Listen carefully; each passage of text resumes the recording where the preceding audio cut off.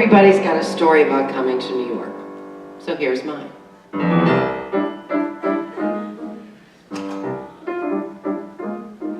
In a town nearby Amarillo, I lay down with my stuffed armadillo. Mother closed the light and I dream each night that I'd fly away from there on my pillow. Daddy sold 4 trucks like a preacher to afford all the bucks for my teacher. I was so at ease at the Ivories that in church I became a Sunday feature. And though they mocked me in the schoolyard, I said with my hands upon my hips, Toodaloo, I'm on my way to Juilliard. Oh, how could I have known then the seeds that would be sown when I'd be in a position to meet a great musician on the night that Lenny kissed me on the lips.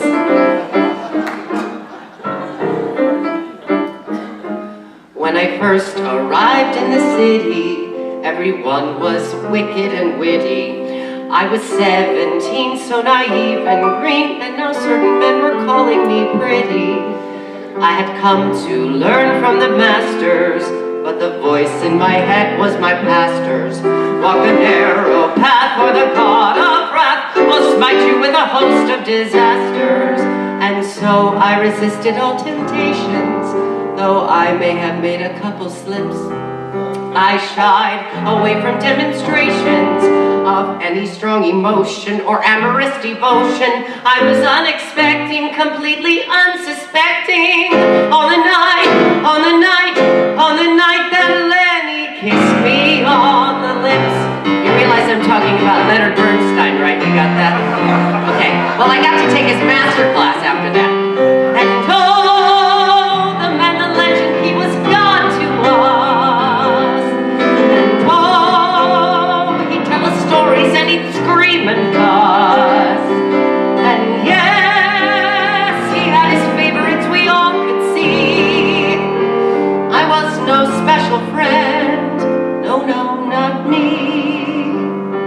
So that Christmas, my parents came to New York, and we headed straight to Avery Fisher Hall.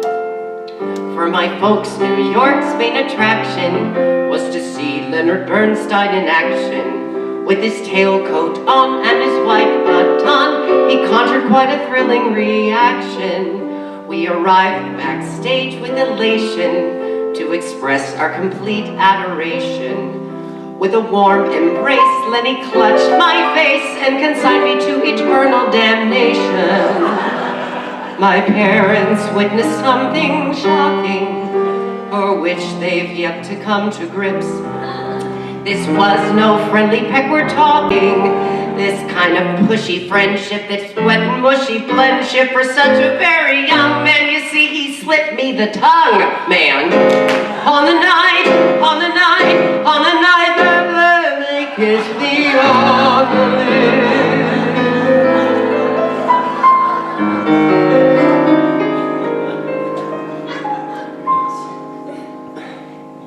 In the years since then, I've kissed many other men, but I must admit, my heart still skips when I suddenly remember that evening in December. We made a deep connection. I felt so much affection,